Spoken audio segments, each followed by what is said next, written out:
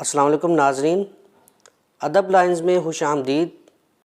آج کا ہمارا ٹاپک ہے ہماری دعا قبول کیوں نہیں ہوتی۔ تو چلیے شروع کرتے ہیں۔ بسم اللہ الرحمن الرحیم۔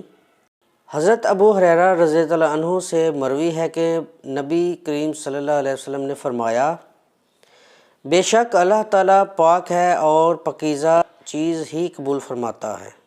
بلا شبہ اللہ نے مومنوں کو وہی حکم دیا ہے جو رسولوں کو دیا ہے۔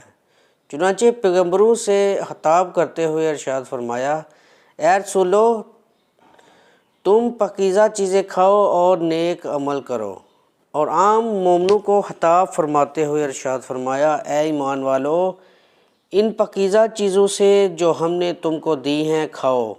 اس کے بعد آپ صلی اللہ علیہ وسلم نے حرام مال کھانے والے کی وعید بیان کرتے ہوئے فرمایا، ایک ایسا شخص جو لمبا سفر کر رہا ہو، اس کے بال بکھرے ہوئے ہوں، بدن پر غبار اٹا ہو، اور وہ اسی حالت میں آسمان کی طرف ہاتھ اٹھا کر یا رب یا رب دعا کرتا ہو، حالانکہ اس کا کھانا حرام، اس کا پینا حرام، اس کی غذا حرام، تو پھر اس کی کیسے دعا قبول کی جائے گی؟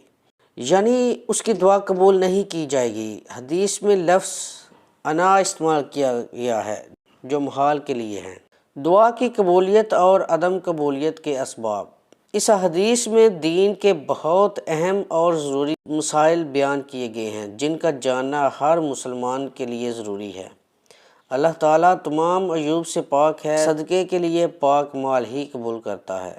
اللہ تعالیٰ نے ارشاد فرمایا، اور پاکیزہ عورتیں پاکیزہ مردوں کے لیے ہیں اور پاکیزہ مرد پاکیزہ عورتوں کے لیے ہیں، ان کا دامن ان باتوں سے پاک ہے جو وہ بکتے ہیں۔ ایک اور جگہ پر ارشاد فرمایا، پاکیزہ باتیں اسی کی طرف چڑھ کر جاتی ہیں اور ایمان کے مطابق عمل ان کو اٹھاتا ہے۔ اللہ تعالیٰ اعمال و صدقات اسی وقت قبول فرماتا ہے جب وہ تمام قسم کے نقائص و عیوب و حرام کی آمیزش سے پاک ہوں۔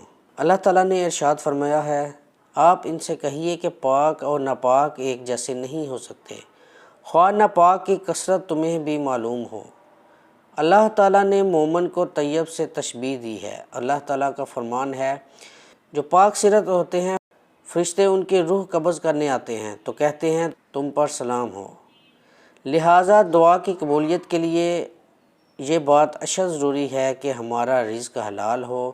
جب تک ہم حلال رزق نہیں کھائیں گے ہماری دعائیں رد ہوتی رہیں گی۔ اللہ تعالیٰ ہمیں حلال مال کمانے اور حلال رزق کھانے کی توفیق عطا فرمائے، آمین یا رب العالمین۔